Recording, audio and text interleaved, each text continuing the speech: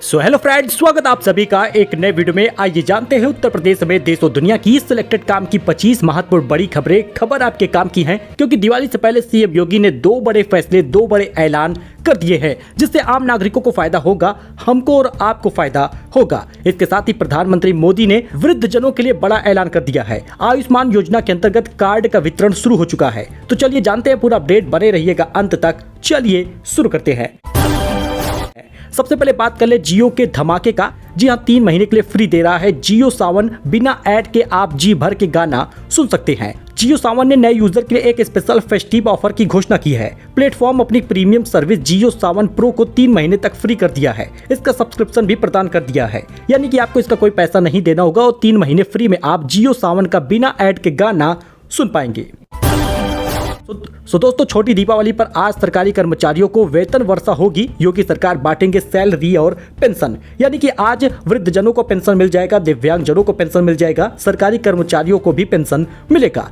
दीपावली का गिफ्ट सरकार देने जा रही है। डीए बढ़ाने के साथ सरकार की ओर से कर्मचारियों को वेतन और बोनस भी दिया जाएगा। योगी सरकार के इस फैसले को लेकर कर्मचारी संगठन ने सराहा है। 31 अक्टूबर 2 नवंबर को गोवर्धन पूजा और 3 नवंबर को भैया दूज है। कर्मचारियों को 30 अक्टूबर को वेतन जारी कर दिया जाएगा। इस संबंध में सभी जिलों में डीएम को आदेश भी दे दिया गया है, तो पेंशन भी मिलेगी। आपको बताते चले कि प्रदेश में 8 लाख कर्मचारी हैं, 4 लाख पेंशन भोगी हैं। सरकार की ओर से कर्मचारी और पेंशन भोगियों को दीपावली से पहले भुगतान मिलेगा। अब सुनने में यह भी आ रहा है कि वृद्ध जनों को भी पेंशन मिल जाएगी, दिव्यांग जनों को भी उनके खाते में पेंशन मिलेगा। तो दिवाली से पहले एक और खेला हो गया। 1 नवंबर से बंद हो जाएगा करोड़ों लोगों का फ्री राशन। सरकार ने बताई है बड़ी वजह। अगर आप भी प्रधानमंत्री गरीब उन्मूलन योजना के अंतर्गत राशन लेते हैं तो ये खबर बहुत काम की है, क्योंकि करोड़ों राशन कार्ड धारकों को फ्री राशन पर कैंची लगने वाली है। जी हां, अगर आपने ई-केवाईसी नहीं कराई तो नवंबर से राशन वितरण में आपको दिक्कत हो सकती है। अंतिम तारीख फिलहाल दिसंबर है, लेकिन बहुत से ऐसे राज्य हैं जहां पर नवंबर से ही लास्ट डेट बताई गई थी। अब अक्टूबर महीना बीतने वाला है, उन्होंने ई-केवाईसी नहीं कराई तो राशन भी उनको नवंबर से नहीं मिलेगा, जिसके चलते पात्र लोगों को राशन नहीं दिया जाएगा। योजना में सुधार के लिए पूर्ति विभाग ने सभी राशन कार्ड धारकों से ई-केवाईसी कराने का ऐलान किया था, लेकिन बहुत सारे लोगों ने नहीं कराया। 1 नवंबर की तारीख भी सुनिश्चित कर दी गई है। यदि डेट एक्सटेंशन नहीं होता है तो 1 नवंबर के बाद फ्री राशन नहीं मिलेगा। हालांकि बता दें, राशन कार्ड धारकों के ऊपर संकट ये भी बना है कि जिन लोगों ने ई-केवाईसी कराई है वो लोग टैक्स पेयर निकले हैं। अधिकांश लोगों का टैक्स पेयर होने की वजह से राशन से नाम काट दिया गया है।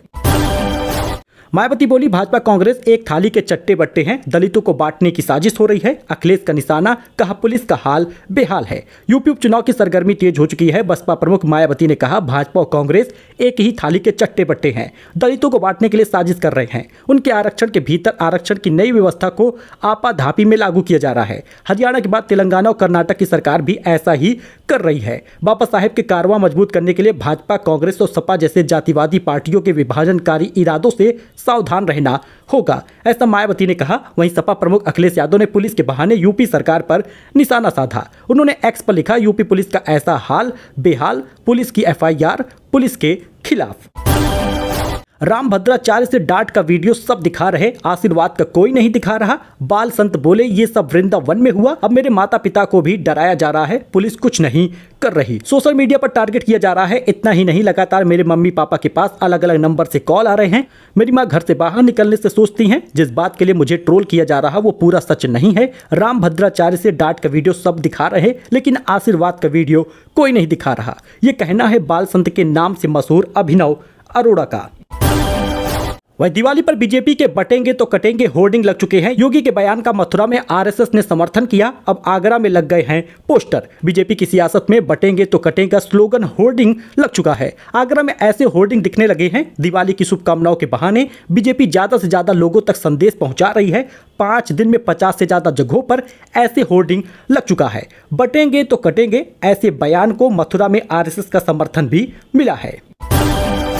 सलमान को धमकी देने वाला नोएडा में गिरफ्तार हो चुका आरोपी 20 साल का है। मुंबई पुलिस ट्रांजिट रिमांड पर लेगी। पिता टेलरिंग का काम करते हैं। जी हां दोस्तों, मुंबई में एनसीपी नेता बाबा सिद्दीकी की हत्या के बाद उनके बेटे जीशान और एक्टर सलमान खान को धमकी देने के आरोपी युवक को मुंबई पुलिस ने नोएडा में गिरफ्तार कर लिया है। इसकी पहचान मोहम्मद तैयब उम्र 20 साल है इसके रूप में हुई है। एसीपी नोएडा प्रवीण कुमार सिंह ने बताया कि आरोपी को सूरजपुर कोर्ट में पेश किया जाएगा। वहां से मुंबई पुलिस ट्रांजिट रिमांड पर लेकर जाएगी। गाजियाबाद कोर्ट में जिला जज पर कुर्सियां फेंकी गई, चौकी फूंक दी गई। सुनवाई के दौरान झड़प हुई, पुलिस ने हंगामा कर रहे वकीलों को खदेड़ा है। गाजियाबाद में जिला जज के कोर्ट में मंगलवार को सुनवाई के दौरान बवाल मच गया। जज अनिल कुमार और वकीलों में झड़प हो गई। इसके बाद वकीलों ने हंगामा शुरू किया। वहीं पीएम मोदी ने 51,000 लोगों को ज्वाइनिंग लेटर बांटा। कहा, आप सेवक हैं, शासक नहीं हैं। गरीब पिछड़ों की सेवा कीजिए, आप ही विकसित भारत बनाएंगे। प्रधानमंत्री नरेंद्र मोदी ने मंगलवार को देश के 40 जगहों पर आयोजित रोजगार मेले में 51,000 युवाओं को ज्वाइनिंग लेटर बांटा है। लोकसभा चुनाव के बाद प्रधानमंत्री मोदी ने तीसरे कार्यकाल का यह पहला रोजगार मेला है। तो दोस्तों, धनतेरस पर सोना अब तक की सबसे ऊंची कीमत पर पहुंच गया है। 10 ग्राम सोना 78,500 पहुंच गया। 601 रुपए बढ़ोतरी हुई। चांदी 1152 रुपए बढ़कर 97,238 रुपए हो गई है। हालांकि आपको बता दें, अन्य राज्यों के हिसाब से ये लाखों पार पहुंच चुका है, यानी कि 1,05,000 1,07,000 तक है जीएसटी सहित। दिल्ली में बात कर ले तो 73,900 का मिलेगा 22 कैरेट का सोना, और 24 कैरेट वाला 80,600 रुपए का मिलेगा। बाकी आप मुंबई, कोलकाता, चेन्नई और भोपाल का देख सकते हैं। तो गाजियाबाद में बनेगा एम्स दिल्ली का सैटेलाइट सेंटर। मेरठ में सीएम योगी आदित्यनाथ ने ऐलान कर दिया है। सीएम योगी आदित्यनाथ ने कहा, दिल्ली एम्स का सैटेलाइट सेंटर गाजियाबाद में बनाया जाएगा। यूपी सरकार इसके लिए जमीन देगी। मुख्यमंत्री ने घोषणा की है कि जल्द इस काम पर शुरुआत भी हो जाए। मुख्यमंत्री ने कहा, आज प्रदेश के 75 जिलों में से 64 में मेडिकल कॉलेज खुल चुके हैं।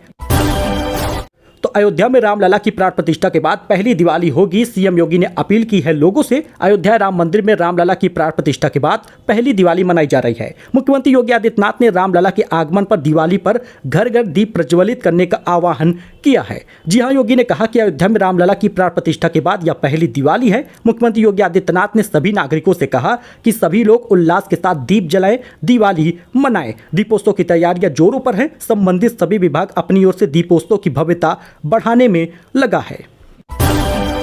तो धनतेरस पर सेना ने लिया बड़ा बदलाव। गाड़ी पर हमला करने वाले 3 आतंकी 24 घंटे में ढेर हो गए। जम्मू कश्मीर के अखनूर में सेना के सर्च ऑपरेशन के दौरान जवानों की गाड़ी पर हमला करने वाले 3 आतंकवादी मार दिए गए हैं। सोमवार को एलओसी के पास आतंकवादियों ने आर्मी के एम्बुलेंस को निशाना बनाया था। हालांकि सेना ने इस हमले को नाकाम किया था। अब 24 घंटे में 3 आतंकी को ढेर भी कर दिया। तो दोस्तों, चीन को मिला तगड़ा झटका। भारत के बाद ब्रिक्स ने इस देश के BRI से बाहर करने का ऐलान कर दिया है। ब्रिक्स देशों की बैठक में कुछ ही दिन बाद चीन को झटका लगा है। ब्रिक्स समूह के प्रमुख सदस्य देश ब्राजील ने चीन की महत्वाकांक्षी परियोजना BRI में शामिल न होने का ऐलान कर दिया है। चीन को इससे तगड़ा झटका लगा है। तो फाइनेंस की दुनिया में बढ़ा जियो का दबदबा। आरबीआई ने इस काम को दे दी है मंजूरी। जियो फाइनेंशियल सर्विसेज का सितंबर तिमाही में मुनाफा मामूली 3% बढ़कर 689 करोड़ रुपए हुआ है। कंपनी ने 1 साल पहले इसी तिमाही में 668 करोड़ रुपए का मुनाफा अर्जित किया था। लेकिन फाइनेंस की दुनिया में जियो का दबदबा बढ़ गया है। आरबीआई ने कई चीजों के काम के लिए मंजूरी दे दी है। जियो फाइनेंशियल सर्विसेज को एक बड़ी सफलता मिली है। दरअसल इसकी पूर्ण स्वामित्व वाली सहायक company Jio payment solution limited stock exchange को सूचित किया जाएगा कि ऑनलाइन पेमेंट एग्रीगेटर के रूप में काम करने के लिए भारतीय रिजर्व बैंक से मंजूरी होगी। इस खबर के बीच जियो फाइनेंशियल के शेयर में निवेशक टूट पड़े। भाव में 2% का उछाल देखने को मिला है। तो पीएम मोदी ने सौंपे आयुष्मान कार्ड। आयुष्मान योजना में 70+ वाले सभी बुजुर्गों को मुफ्त इलाज मिलेगा। कैसे फायदा मिलेगा जरा जान लीजिएगा, क्योंकि अब 70 साल से अधिक आयु वाले देश के सभी बुजुर्गों का आयुष्मान योजना के तहत मुफ्त इलाज हो सकेगा। इसके तहत उन्हें प्रतिवर्ष 5 लाख रुपए का मुफ्त इलाज मिल पाएगा। प्रधानमंत्री ने इस दौरान 12,850 करोड़ रुपए की कई स्वास्थ्य परियोजनाओं का शिलान्यास और उद्घाटन किया है। मतलब अगर आपके परिवार में 70 साल से अधिक उम्र का कोई बुजुर्ग है तो आयुष्मान योजना के तहत अब उन्हें फ्री में इलाज मिलेगा। आपकी आर्थिक स्थिति चाहे ज्यादा हो या कम हो, लेकिन लाभ आपको भी मिलेगा। इस स्कीम के तहत 70 साल से अधिक आयु के बुजुर्गों को हेल्थ कवरेज दिया जाएगा। पीएम मोदी ने आयुष्मान कार्ड बांटा है। बाकी आप जिला अस्पताल में या फिर आयुष्मान केंद्रों पर जाकर आयुष्मान कार्ड बनवा सकते हैं। तो दोस्तों, ये कुछ अपडेट था, नई जानकारी थी। आई होप कि आपको ये पसंद आया हो। वीडियो पसंद आया हो तो लाइक करिए, सब्सक्राइब करिए, हमारे साथ जुड़िए ऐसे ही लेटेस्ट अपडेट के लिए। फिलहाल के लिए इतना ही। धन्यवाद।